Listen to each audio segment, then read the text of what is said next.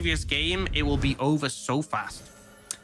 Well, eyes on those timers. Level 6 for Team Phantasma. Can they reach it on that mid and jungle without being very far behind? I agree with you there, Orcs. I think that will be the telling point, the litmus test, so to speak. And both teams now out onto the Rift. It is that first strike Jarvan again, which was point of talking for a number of analysts when it was first being brought out by Malrank, but it's becoming more and more common. And nothing super crazy happening right now at the level 1, aside from the fact that Reckless and Pantera have managed to work their way a little bit further into lane than perhaps might be expected. Yeah, so I feel like, you know, nothing really is going to come from this unless Team Phantasma make a mistake and off the face check. But I feel like when you have that Xayah, Leona, you should be looking to contest early, right? Especially into the Jinx, who has been nerfed. One of the big things that happened in that AD carry pool, and the reason we've seen Jinx less and less is because her early power was toned down. A little bit less range on those rockets before level 9, a little bit more mana cost. Those are really big ones, right? The mana costs for Jinx's rockets are such a big deal about how she can control waves early, how she can manage to get the shove pretty consistently and earn that lane priority for you in the early game. Lots of AoE damage from a long way away. Sounds great as far as wave control goes, but making that more expensive, making that one a little bit more dangerous to pull off with the range decreases makes a lot of sense as to why, particularly at the moment, right before the nerfs come in, things like the Xayah with the double feathers and the lethality build so nasty right now. Absolutely, and you know, we've seen the priority, especially with the other AD carries being toned down. She's just risen and risen. Often can outrange due to the fact you're playing around your abilities instead of just your auto attacks. Now, we've seen Team Phantasma with some good defensive wards. Ultimately, what I'm critical of is they haven't actually spotted out 113. 113 opting to go with an unleashed start. So for Team Phantasma, they don't have any information as of now as to where he's going to be, and that's concerning into a Jarvan. Jarvan is going to have a lot more ganking pressure than the Viego in the early levels, so I'm really going to be watching where 113 is going to show that impact. Expectation is top lane, but we'll see if he opts to go somewhere else earlier on and try and find setup there first. Little note as well, this is something that I've been chatted to, of course, by none other than the Ahri aficionado, Nightmare, who says, look, there's sometimes a bit of a mind game that goes on with Ahri into things like the LeBlanc and the Rise about, do you take minion dematerializers and does your opponent match you? Pepe has got the minion dematerializers, Rise has not, so you can at least early on try and contest some of that wave shift and mean that Sagan can't get out onto the map completely for free. Yeah, and that's a big aspect of it, right? If you can see here, the prio achieved by Sagan means he's going to be able to move up and pair with 113. But Pepe, when you get those minion dematerializers active, it's going to help you to contest. For now, we're already seeing that presence come out on the top side. Nicolex is expecting this. He's seen the Rise move, so he's playing to shadow his top laner and make sure nothing untoward happens. There's a big wave stacked up, but we see K-Corp. They get a bit of information. They don't go for anything more. You see interesting pathing there from Nicolex, well, skipping the walls, skipping the Gromps, knowing they would leave him further away from his top lane and take too much time to be around. So is there to shadow and will now reverse clear back around, or perhaps stop off that Scuttle Crab as Sanity is in the mid lane, looking to see whether Saken is available to be caught. But he's playing very safely towards his Raptor Pit, so nothing too much to be found right now as Pantera might be passing by Sanity for his own roam towards the mid lane. Yeah, and the wave's not a great spot for Pepe here. If we see a gank come out, he should just be able to finish off these minions and back away. I don't think there's any real setup. He's playing towards the top side where he has vision, where he knows his jungler is, so should just be able to comfortably get the wave crashed and then, well, not crashed, neutralized, and then go for a reset. Indeed, as it stands thus far, nothing super crazy has happened, which is good news for Team Phantasma, as kind of by this time last game, it was already beginning to get a bit dire towards the top side. And in fact, at the moment I speak about it, we've got some action happening as that did miss, that Flawless Duet did miss, I apologize. Now hopping away, 113 is around, might not be in a spot of bother as the Blades of the Rune King start coming through, and actually he's gonna get knocked up, has to flash away. He went forward for that, goes down the first blood to Cabo Shard of all people. Now Mega now getting charged up, and with a fully stacked passive, Bako has got nowhere to go. That Flawless Duet missing though, maybe mean there's a Mega Gnar option, flashing away, gets the double stun, can't quite get the kill though, and Cabo Shard comes out of the top lane with a double. I shouldn't have said anything, I cursed it all. You did. And honestly, I was about to praise Nicolex for doing a great job of supporting his top laner, right? Big waves stacked up, pushing towards K-Corp. I was like, right, this is a time where it's really easy for 113 to find a gank. Oh, more action bot. More action bot does get out of the flame chompers for now, but Sanity burning down won't quite fall. Will be Ignite traded for the flash of Sanity. He's in the top side. It's another Flawless Duet, and he's teleported back, and he's already getting shoved away. Defiant Dance chunks him out a little bit more, and that Aurelia, that is the notorious old-school counter into Gnar, up 10 CS, double kill, one of those is first blood. I think he got double buffs as well, of course, because Nicolex was about to donate them over. I didn't quite see. That is bad news. Not good start. Not good start. Not quite what you're hoping for. No. And I feel like that's the thing, right? I think Nicolex made the right call, the right decision to come top. But critically, what ends up happening is he actually uses his W. And as a result, we see 113 with the confidence to go for the flag and drag. So he uses his W to dash forwards. Now they know he has no dash, goes for the combo. Honestly, Nicolex should have just flashed the combo, but is late on it, goes down, and Bako does as much as he can. You know, he kites out the situation. He avoids the second stun from Cabo Shot here as well, but at the end of the day, it's just not enough. And now with this Aurelia having 2 kills in pocket, you can see, look at the bullying coming out from Cabo Shot here. Hantera's up here as well, and remember, there's a Vanguard's Edge available for Cabo Shot. He's got that level 6 nice and early, so he could definitely look for it. Team Phantasma looking to maybe punish on the bot side. Reckless, no ultimate yet, means he is prime target to be dived. They do get the Rupert before aggro came through. Gonna get the kill. It will be a 1-for-1 though, as Sanity still falls, and Reckless makes it an even trade. Yeah, they aren't really able to do anything more. Sanity gets the trade kill, and they're gonna be able to deny minions to get plates, but this is what we expect from Corp, right? Really playing towards Aurelia, doing what they did in that previous game between these two teams. And as much as it's good, Team Phantasma are getting advantages on the bot side, this top lane is going to be a problem. It's already a 1,500 or so gold lead right now. That's only going to increase, as you can see Bako being zoned off the tower. Sanity is around to make this a 2v2, but I'm not sure you want this even then, because there's actually a double level 6 113 with the Cataclysm available. It's a big advantage. In comes the Vanguard's Edge, and Bako having to hop away. He's got no Mega available. Can't quite get close enough. Saken has Realm Warped in, leaving Sanity in the pit, and goes down. A third kill to Cabo Shot, who goes under the tower to get another double. They'll make it a shutdown as Pepe coming through, trying to dive in and get some more, but can't secure another kill. So it will at least be a shutdown that Pepe secures at that rocket. It secures a kill for Vendetta. You know, honestly, with those kills coming in, not too bad for Team Phantasma. The problem is the minions missed, right? In that entire passage of play, because it was behind Team Phantasma's tier 1, the amount of minions just killed and killed and killed. Bako has fallen behind in this matchup, and I mean, look at Cabashot's items. He's already got a Blade of the Rune King. In 7.5 minutes! Oh, it's a disaster. Just obscene. I can't believe it. All the while on the bot side, Hantera going to get rooted up, but the Featherstorm coming out will prevent any further egress forward into lane.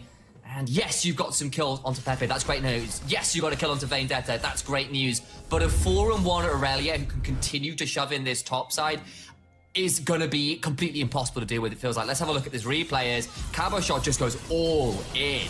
Yeah, and they're not quite able to finish off Bako. You can see 113 looking for the Cataclysm. They end up chasing down Sanity, but Cabo Shot, a little bit over-aggressive, knows he's probably going to go down, and so takes the extra kill. Does give that shutdown to the Ahri, but ultimately, Corp's game here was denial. They got more kills onto the Aurelia as well.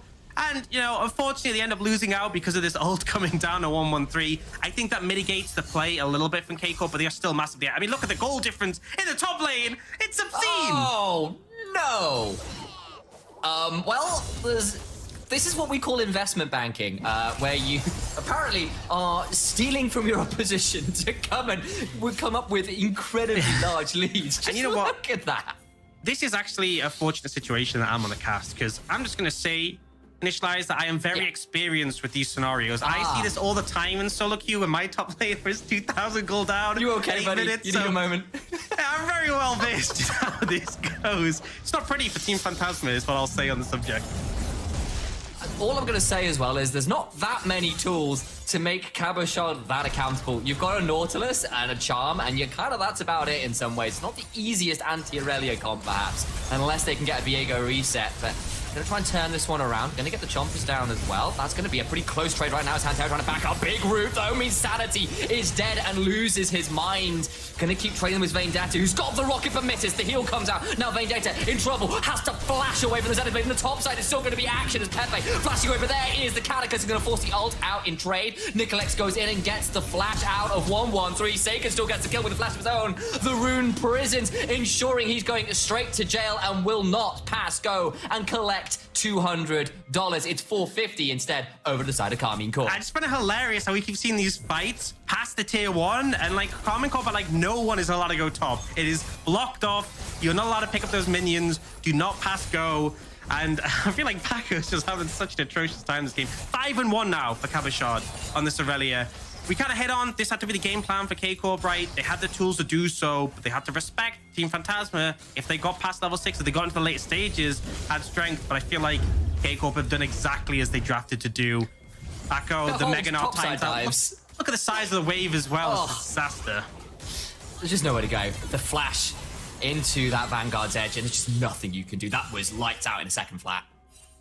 Yeah, not a fun time. And then they keep going, right? And the fact that they're able to do so, because I think that's the thing, that Team Phantasma aren't just like allowing this to happen. They're trying to be there. They're showing up the right timings. It just doesn't matter. And they get the flash out of Nicolex to boot, and they can't quite secure the kill onto the Viego, but that's about the only good news story there, and that is a paltry silver lining indeed. A 0-3 into a 5-1 Aurelia at 11 minutes. I've seen some solo queuing games like that, and there will be a surrender vote coming in about 4 minutes. Yep. Before that, though, we've got ourselves a Herald that's being started by Karmine Corp, and I don't think there's any room really where Team Phantasma can come and contest. Yeah, and I feel like at this point, it's a little bit tricky. I think one thing to say as well is that Ari as a champion doesn't have the highest damage when it comes to mages. You will see her do a lot of damage if she's snowballed, but like there's a lot of times where, especially if you're behind, you can't 100-0 target, right? And she's Team Phantasma's only AP threat. Aurelia, her W reduces income and physical damage while it's up, right? And so as a result, I feel like this Aurelia is going to be a very, very, very hard target to kill, so... Unless you combo with everybody else, you're never going to get that kill. I completely agree. The Ari is not going to get that 100-0 with the game state as it is. And a long way of anything like a Majari's build, as some people have started terming it. And that's kind of where it's at. Well, you know, at least Team Phantasma, right? The early game's kind of rough. At least if they get a kill on the Aurelia, then Nicolex gets to be the 5-1 Super Fed Aurelia. That's the upside, right? There's the upside. I appreciate you finding an upside because I was struggling. So there you have it. There is an upside. Kill the Aurelia. You can steal the Aurelia and use her items. I like to call it a copper lining because a silver lining is a little bit too generous. I kind of stick with that one. We see Nicolex trying to make things happen, moving around. I love the copper lining as well because that would make it conductive, right? And it would be a shocking result if you did come back in and make that turnaround happen. So it's got multiple levels here. Yeah, a lot of death. Still there. It looks like we're getting a dive in the boss side. Try and go for it. There'll be a teleport right back out. 1-1-3. Still not going to be a problem there as Reckless avoids the flash dredge line with the Featherstorm, and that is dive called off. A little more to write home about. Burn a few summoners and nothing more. And we see, while all this is happening, Cabashard is proxy farming the wave. So things haven't got better top. But I like the K-Corp bot spreading the advantages around, right? They're looking to establish pressure bot. That tower's already low for Team Phantasma. So trying to hammer away there. And as much as they didn't get anything there other than the TP, does mean that next time they make that play should be easier. Now they're looking towards that mid lane tier 1. I think we might need to change the emote name because I think Pepe might be turning into Sag pretty shortly, but he will eventually be able to get out of dodge. Has one more Spirit Rush available, but in the mid lane, Saken took a lot of tower shots, has to go golden, and maybe there's an opportunity to turn things around. Nicolex will secure that shutdown, and big moment there in some ways, a feel-good moment. We've not had many of those to write home about for Team Phantasma in recent minutes, but Reckless might be looking for the 1v1 flashes, the Flame Choppers, and that's why he's an EU legend, gets a kill onto the opposing AD carry. Absolutely. You actually look, Vendettas flashes up. It literally just came up as Reckless ended up flashing in there. Super close to him being able to get away, but fortunately isn't able to do so. And now, despite the fact your team makes a comeback play in the mid lane, you're losing out bot. Reckless in the 1v1 going to be able to get that kill and take this tower solo. Tower platings have fallen, but this will still be first turret. The gold deal at the top of your screen, I don't think it really needs any further elucidation. You can see it's pretty somewhat large. Yes, somewhat large. Mountainous, some may call it. Reasonably massive, yeah.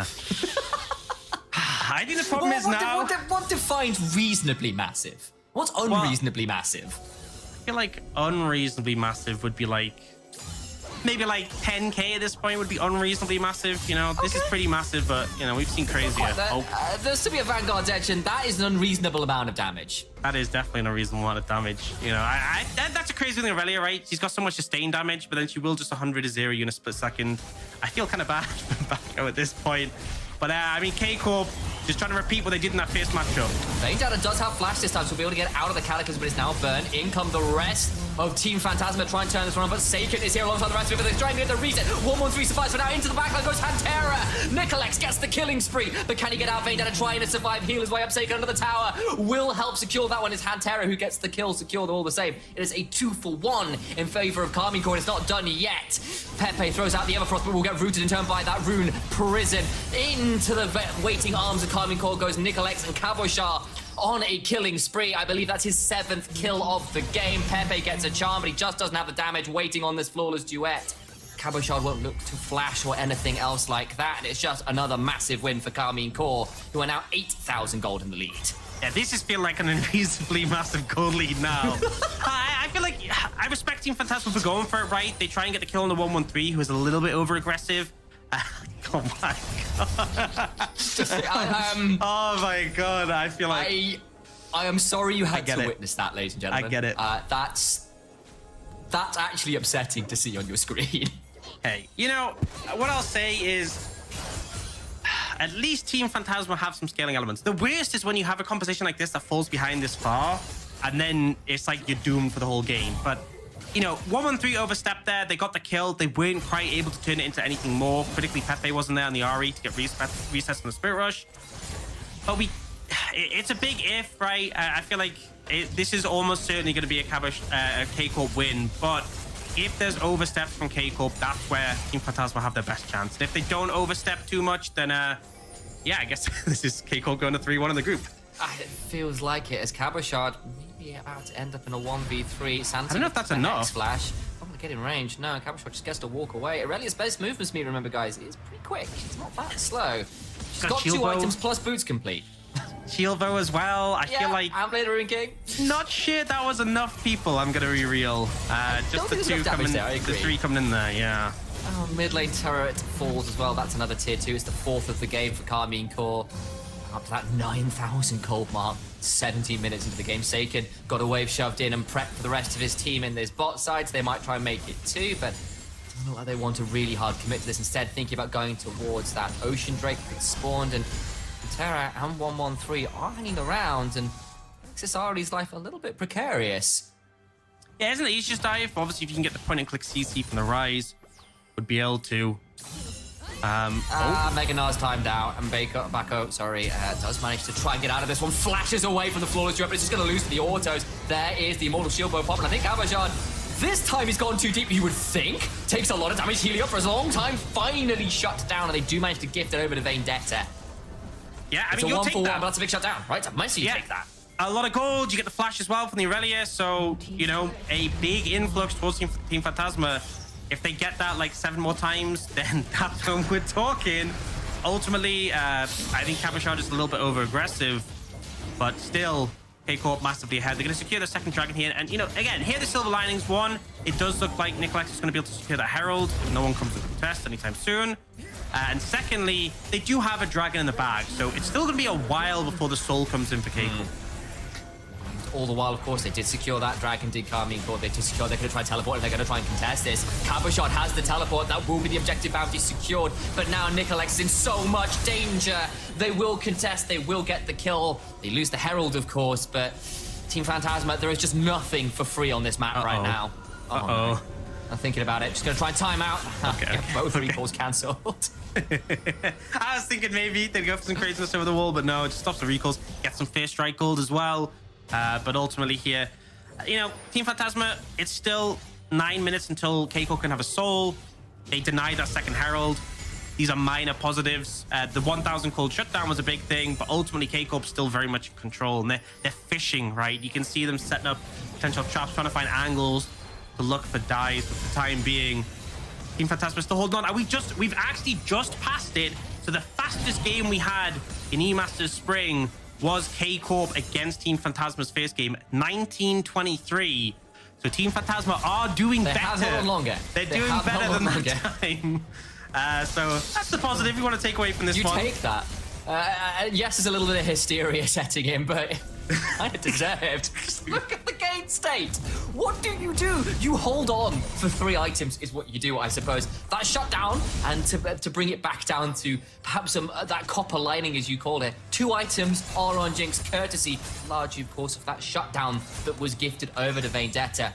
That's something, but you're looking for a 3rd item. You're looking for 2 on Ari, honestly, 2 probably on Nicolex, and hoping at that point. Honestly, I actually feel like you need 4, which I mean that's a big ask. But okay? I feel like you need low doms because everyone has so much armor already. Apart from Reckless, who obviously he's very hard to kill due to his ult. Like there's so much armor and Seiken in 113, Hantera's a Leona, so it's a given, and Cabashot is building a Death Dance. So I feel like you need low doms, but you also need IE. So like, that's a lot of goals. That's a lot of gold. They'll summon the Herald in mid lane to maybe get this one to shove in. I'm not sure you get much more as 113 will find Nicolex, or perhaps vice versa. I seen Aurelia moving. This guy's just not worth it. Let the Herald go. 4v3 and Aurelia's about to turn that to make a 4v4. Nicolex goes unstoppable, will not be able to reset, gets out for now. But Caboshot's coming to the backline, through the stress goes the wide. Pepe rooted up, and look at the mid lane as already we've had 1 fall. It'll be 2nd to fall shortly after a double, of course, to Caboshot's Aurelia, who has been dominating from minute 1. They'll turn right back to the Baron. They've got 2 items on pretty much everybody that matters. And a Blade of the Ruin King Aurelia, this Baron is not long for the world. Yeah, I don't think there's really too much they can do in this situation. Baron secured by K-Corp, that's going to be a tool they need to keep pushing forwards. I mean, I understand the sentiment from Team Phantasma. You have the Herald going to push it in. I think you should have just let it go. You could see when the solo laners start to collapse in, this felt really scary. And then suddenly you have the Aurelia turning up. Nicolex is already so low in HP, so it's not like he can get any resets. And then we also have Seiken Realm warping in. I honestly feel like the fact they only lost 2... it's almost impressive. Could have been worse. Could have been worse. All things considered. Well, when that is the won't call it the best case scenario, but a good case scenario, perhaps. That tells you how dire straits the game is in right now for Team Phantasma and Karmine Corp. They have an 11-2 Aurelia who didn't lose any health in that last fight. They've got a 3rd item, they've got the Death Dance, they've got a stopwatch, they've got a stopwatch on 113 as well. There's a stopwatch on Hantera. There is just so much safety, so much healing, so much damage, so much levels, map control, everything you care to mention right now. And now a Baron on top of it. They're pushing in every way from Team Phantasma. It's looking like it's about to all drift away in a matter of moments. They'll get a hook onto Caboshot, goes get chunked down, but goes golden. They can't secure the kill. 113 is not going to be able to get too much, but the Vanguard Jet lands and Caboshot secures 2. He's got a double. He can keep going in. He's got a triple now. Pepe maybe will fall next. Won't quite get there. Caboshot will not be able to secure any more of a multi-kill right now. He's hunting for more if he can. They're trying to hunt him. He does fall down, and hopes of a pentakill perhaps in Caboshot's mind won't come through. But that is now a 14-kill Aurelia in 23 minutes. And with everybody dead, they could just shove it and look to end it. What a performance from the top laner of Karmine Corp. Yeah, I mean, absolutely monster performance. The team knew they had to set up for him, and they absolutely did. Reckless solo killing Bako as well on the back end of that one. Team Phantasma, not sure there's much they can do, but they'll at least try. They're going to try. They've got a Nexus turret that falls, and now only a Nexus itself. They will hold on best they can, but Karmine Corp are content to play with their food. In goes Sanity, but he's lost his earlier on into this game. It is a whitewash, and Karmine Corp move to 3-1. But they got an extra 4 minutes out of it, so Team Phantasma doing a bit more, but unfortunately... Sort of.